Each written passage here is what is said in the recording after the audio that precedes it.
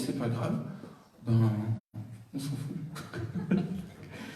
Mais pareil pour l'actualité, hein. Vous suivez les actualités, vous dites ah, c'est scandaleux, il se passe ça. Ouais, ben, ça m'énerve ou ça m'énerve pas, c'est moi qui décide. À propos de décision, ça va aider quelques-uns d'entre vous, comme juste à ce moment, il faut faire juste un moment. Quand quelqu'un vous agresse, ne répondez pas tout de suite. Juste vous arrêtez, vous repensez à ça. Est-ce que je veux que ça soit grave? Comptez 2, comptez à 2. 1, 2. Oui, je décide que c'est grave. Allez, vous lancez. Ou finalement, ça ne m'intéresse pas de rentrer dans le... Il y a tout le temps des gens, ce phénomène du chiffon rouge. Vous agitez le chiffon rouge là, comme un taureau. Allez, on va voir hein, si tu vas foncer. Et chaque fois que vous foncez, en fait, vous faites plaisir à l'autre parce qu'il vous a conditionné pour réagir. C'est la différence entre, comment dire, avoir un système réflexe ou réfléchir, voilà, réagir ou réfléchir. Réfléchir à une réponse, réagir ou réfléchir à une réponse. Et si vous commencez à avoir ce système dont, ok, on m'excite pour que je fasse quelque chose, mais j'ai pas envie de le faire, tout d'un coup, vous allez voir, le monde devient beaucoup moins pénible et vous prenez le contrôle de votre entourage. Vous n'êtes plus en train de subir les agressions des autres, vous êtes dans le monde m'envoie des stimuli, et moi je décide si c'est grave ou c'est pas grave. Voilà. À propos de choix et de décision, je voulais vous demander comment choisissez-vous votre titre, et notamment celui-ci, La Diagonale des Reines. C'est une exception unique, donc j'ai 32 romans. Ce titre a été choisi par mon éditeur, et vu que les titres que je lui proposais, ce titre et la couverture, c'est la première fois que mon éditeur... En fait, j'avais envie de faire plaisir à mon éditeur, et il avait très envie de ce titre. Je me suis dit, je vais lui laisser une petite part de créativité. Voilà, donc rendons à César ce qui appartient à César, c'est lui qui a trouvé ça. Je lui ai dit que je voulais le mot reine, c'est tout, parce que je me disais ce mot est fort. Et voilà, et puis c'est ça qui est sorti. Mais chaque roman, on a un petit bras de fer avec mon éditeur, et jusque-là j'ai toujours gagné, sauf celui-là. Mais ça c'est la cuisine interne. Voilà, j'en reviens à la phrase, je dis, c'est pas grave, on va mettre son titre et son machin. Ça a l'air de lui faire plaisir. J'ai plus envie de lui faire plaisir que d'avoir mon titre. Moi, je voulais mettre seul contre tous. Ah, c'est pour ça que je l'ai mis. Ouais, c'est pour ça que je l'ai mis. D'accord. Donc il y a le petit clin d'œil quand même dans le roman. Après, il n'y a pas reine en plus. Je suis assez incohérent comme garçon. Alors, à propos de technique d'écriture aussi, j'ai lu quelque part que c'est pour sa fin qu'une histoire mérite d'être racontée. Et en l'occurrence, là, la fin, évidemment, on ne va pas en parler, mais elle justifie complètement cet adage. Quand vous commencez à écrire un roman, vous avez déjà la fin? J'ai une fin de base, et une fois que tout le roman est écrit, je me dis, il faut que j'en trouve une autre. Alors, j'en trouve une autre, et là, il y a mon fils qui me dit, quoi, tu te contentes de cette fin? Tu peux trouver mieux, papa? On commence à avoir une interaction tous les deux, Sébastien, parce que maintenant il est écrivain, il signe chez un autre éditeur. Mais il est extrêmement exigeant sur les fins, il me dit, tu peux encore trouver mieux, tu peux trouver mieux. Bon, il y a un moment, j'ai dit, écoute, c'est là, ça devrait fonctionner. Et je lui fais le même coup, et du coup, on est très... C'est notre partie d'échec à nous. Mais cette fin, en fait, sur celui-ci, j'ai dû mettre 10 fins différentes, dont certaines extrêmement futuristes. Puis je me suis dit à un moment, il faut faire un truc qui soit prenant, mais qui soit surtout surprenant. Et voilà, j'ai trouvé ce système-là. Pour moi, un roman commence, il faut avoir une fin. C'est-à-dire qu'on n'avance pas, je mets un chapitre, puis un chapitre, puis un autre chapitre, et je vois bien où ça m'amène. J'ai une sorte de projection, j'ai envie d'aller là, je vais faire tout pour aller là. Une fois que je suis là, je me dis, finalement, il faut que je... Je dis parfois qu'un roman, c'est un Paris-Pékin. Donc on fait un premier pas, puis on vise Pékin. Mais une fois qu'on est à Pékin, on se dit, bah, peut-être finalement je pourrais aller à Shanghai, quoi. Et on change de truc, mais on a fait l'essentiel du trajet, et toutes les péripéties sont déjà fixes. Mais vous travaillez sur la base d'un plan. Oui. Et ce qui est une différence, j'ai lu l'écriture de Stephen King. Stephen King, lui, il fait une scène, il amène une scène, mais du coup, il se retrouve parfois épuisé, il n'arrive plus à faire une surenchère. c'est un maître, c'est un des auteurs les plus forts, mais vu qu'il n'a pas de plan, on voit bien, il a du mal à boucler ça. De toute façon, on voit les auteurs qui ont réfléchi à la fin avant, parce que tout est amené comme un tour de magie à faire l'effet waouh, ce que j'appelle en sortir le lapin du chapeau. Mais pour que le lapin sorte du chapeau, il faut déjà avoir mis le lapin dans le chapeau avant que le tour démarre. Si vous n'avez pas mis le lapin dans le chapeau, vous sortez des tourterelles, vous sortez des mouchoirs, vous sortez des fleurs, puis après les gens disent bon, qu'est-ce qui va sortir de son chapeau? Et là, vous ne pouvez pas sortir le lapin parce que vous ne l'avez pas installé avant. Donc, pour moi, la magie est la base du métier d'écrivain. Et la première politesse envers un lecteur, c'est qu'il y ait un effet waouh final. Les gens se disent ah, bon sang, j'avais pas vu ça, ça va vraiment beaucoup plus loin encore que tout ce que je pensais. Votre fils est votre premier lecteur? Actuellement, oui, mais il est vraiment très très dur. Donc, je relativise, je ne prends pas tout ce qu'il dit, mais en fait, il a un plaisir à dire, quelque part, vu que je suis un auteur un peu plus ancien, il dit, bah, écoute, peut-être malgré toute ton expérience, finalement, tu peux faire encore mieux. Ça va se renouveler. Mais j'aime bien cette idée. Mon éditrice aussi, des fois, elle me dit, écoute, c'est bien, mais tu peux faire encore mieux. À ce moment-là, je recommence tout le roman. Ma grande force, par exemple, pour faire celui-ci, je l'ai refait 10 fois entièrement. C'est-à-dire que j'ai fait 10 romans de 400 pages sans relire la version précédente et sans faire de copier-coller. C'est pour ça que je ne fais que ça comme métier, c'est pour ça que je fais 10 pages par jour. Mais c'est en fait, ma première version est nulle. C'est une version brouillon, mal écrite, rien ne tient bien, mais il y a posé une sorte d'intention de possibilité d'histoire. Après, je fais une deuxième version qui est un peu mieux, et puis en fait, celle qui sort, pour moi, n'est pas parfaite. Mais si je veux la perfection, dans ce cas, je sors un livre tous les 20 ans. Les fourmis, ça a mis 12 ans à sortir, parce que j'apprenais le métier, et puis je cherchais une forme de perfection. Mais maintenant, je veux dire, le projet, quand je sors un livre, c'est pas bien de dire ça, vous êtes écrivaine aussi, il faut jamais dire ce que je veux dire, mais c'est 80% de ce que je voulais faire, mais les 20 derniers pourcents, ça me réclamerait énormément de temps, et puis pour le lecteur, vous ne verriez pas la différence. Moi, je sais que j'aurais serré encore plus les boulons, mais à un moment, on ne voit plus rien. C'est-à-dire son propre roman, on l'a tellement réécrit, tellement retravaillé qu'on n'y voit plus rien. Mais l'ensemble, je vous parle de cuisine, hein, mais l'ensemble, je sais après que ça fonctionne. Et ça fonctionne comme un tour de magie, parce qu'il y a le lapin qui a été posé avant dans le chapeau, et qu'il va y avoir l'effet waouh qui va clore l'ensemble du voyage. Alors, vous êtes nombreux présents dans la salle. Je me demandais si quelqu'un avait peut-être une question à poser à Bernard Werber. N'hésitez pas, il y a des micros qui peuvent circuler. Il faut poser la première question. Ah, merci. Attendez. Attendez le micro, comme ça tout le monde l'entend. C'est sûr que vous avez prévu un micro. Des fois, il n'y a pas de micro. Et les gens n'entendent pas.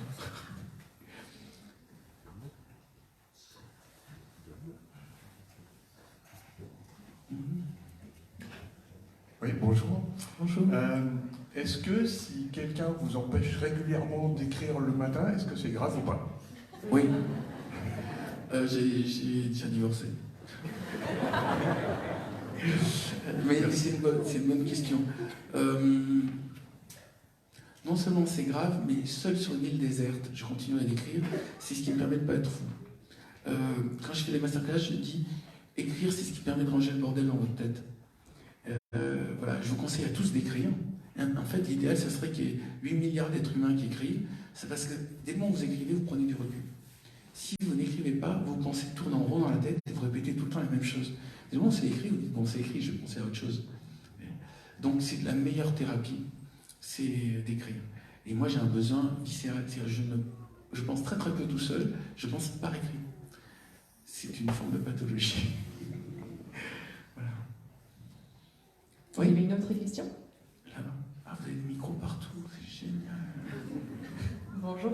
Bonjour. Moi, je me demandais comment vous gériez votre temps, parce que vos romans, ils sont très très documentés, et en fait, j'ai l'impression à chaque fois que c'est en plus de la documentation personnelle. Je crois que vous faites de la méditation, vous devez faire du sport, écrire 10 pages par jour, enfin voilà, et en fait, ça me paraît énorme, et je comprends pas du coup votre gestion de...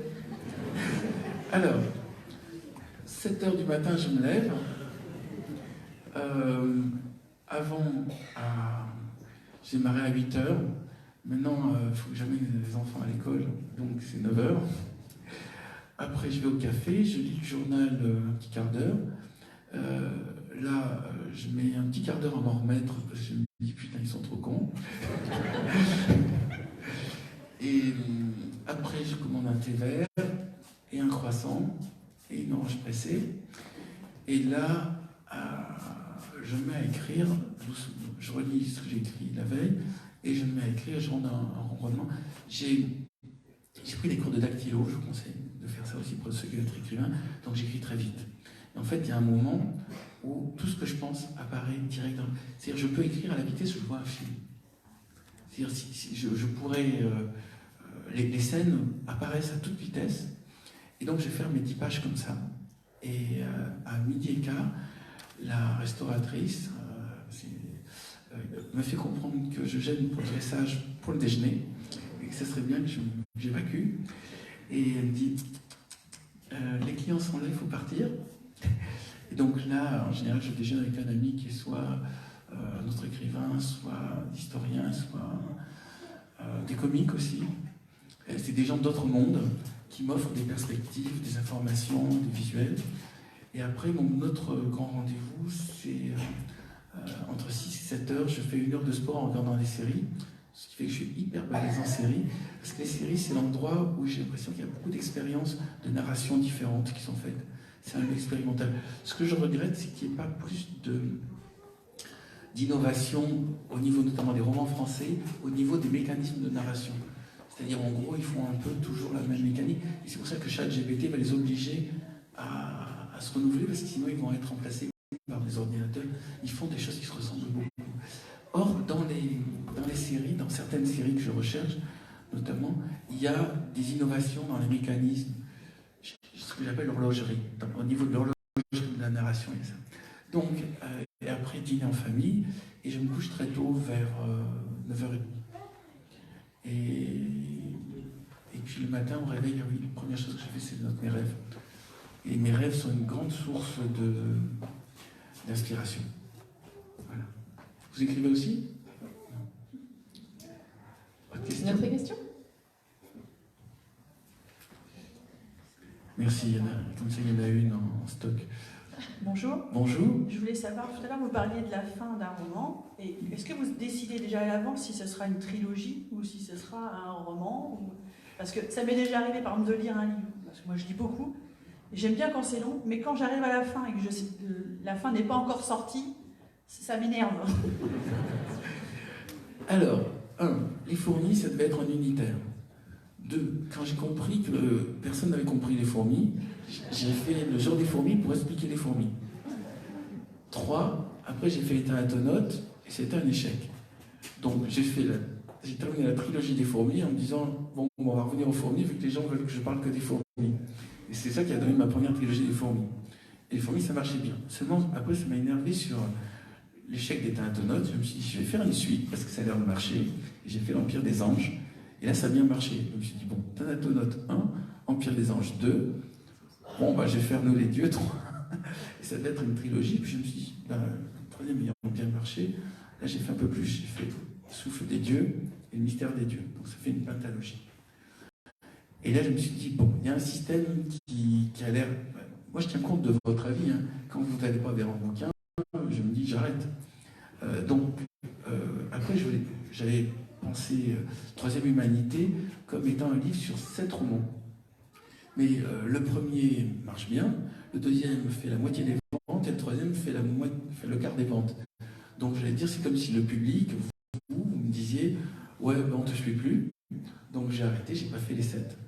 Et là, j'arrête les trilogies, parce que le problème de la trilogie, c'est que les gens ne vont pas aller vers le deuxième, parce qu'ils vont se dire, il faut que je lise le premier avant. Donc, voilà, je ne veux pas vous coincer. Donc, par exemple, celui-là, c'est un unitaire. Maintenant, si celui-ci, La Diagonale des Reines, était un énorme succès, je vais faire quelque chose dans le même esprit, mais ça sera pas pareil. Il y a eu, après, les chats. Les chats, ça devait être un unitaire. Et vu que ça a eu beaucoup de succès, là, c'est mon éditeur qui m'a dit, Tu peux pas en faire un autre, la façon les fourmis. Bon, ben voilà, après j'ai un film qui a un peu moins marché. Et le troisième, je crois qu'en effet, les trilogies, ce qui est bien, c'est qu'une fois que vous aimez le monde, vous y revenez. Mais la gêne, c'est que les gens qui n'ont pas lu le premier ne peuvent pas comprendre le deuxième ou le comprennent moins bien. Donc voilà, donc j'arrête les trilogies et je fais des unitaires. Et celui-ci a un début, un milieu, une fin. Effectivement, Voilà. vous pouvez lire tout de suite. Il est passionnant. Je crois qu'on a juste le temps pour une dernière question, parce que je vois Il y que a le temps madame file. qui avait levé la main, je crois. Vous allez avoir 3 micros. C'est derrière. Moi, est-ce que vous voulez poser une question? Alors, juste, commencez par madame, parce qu'elle avait la question avant vous, et après, je vous prendrai. Bonjour. Bonjour. Moi j'avais une petite question. En fait, vous nous avez dit que vous n'étiez qu'écrivain. Et je voulais savoir du coup comment vous vous étiez tourné vers votre voyage intérieur, vers la méditation guidée. Je ne vous cache pas que ça m'a beaucoup intriguée. J'ai pris des places en ne sachant pas trop ce qu'on allait y faire ni y voir. Voilà. Merci pour cette excellente question. Alors, donc en effet, je fais le 23 mai à Nantes un spectacle dans une grande salle qui s'appelle Voyage intérieur, et ça consiste à faire 5 méditations guidées accompagnées d'une harpiste, dans lequel l'essentiel des méditations guidées, vous fermez les yeux et vous allez visualiser des choses. Je vais vous guider. En fait, je vais créer dans votre esprit des films pour ceux qui en ont envie. Vous pouvez garder les yeux ouverts si vous ne voulez pas faire le truc, mais en général, j'amène les gens très très loin. Toute la salle se retrouve dans faire des expériences dingues. C'est vraiment une expérience. Donc je peux vous dire les 5 expériences. Il y en a une, on va retourner en enfance. Je vais vous amener à revivre un instant très agréable de votre enfant. C'est que du positif. Après, il y en a une où on va se retrouver à ouvrir une porte de l'inconscient. Il y en a une où on va se retrouver à revenir dans une de ses vies antérieures. Et il y en a une où on va se retrouver dans son futur, sa future vie. Après, c'est proposé. Donc chacun... En général, ça marche sur à peu près 68% des gens. Donc il y a 30% sur lesquels ça ne marche pas. Mais c'est juste que moi, quand je l'ai fait, je trouvais ça tellement génial. Je me suis dit, je vais offrir aux gens le truc qui m'a le plus amusé. C'est-à-dire juste explorer son monde intérieur pour découvrir des tas de choses fabuleuses. Et plus la salle est remplie, plus ce truc est puissant, parce que je peux dire, quand vous êtes en silence, vous entendez juste la harpe, et vous sentez que tous les gens sont partis dans leur univers intérieur, c'est une expérience, même pour moi, c'est assez émouvant. C'est pour ça que j'adore faire ça. Et c'est le 23 mai. À la Cité des Congrès. À la Cité des À Nantes. Congrès, vous pouvez vous inscrire.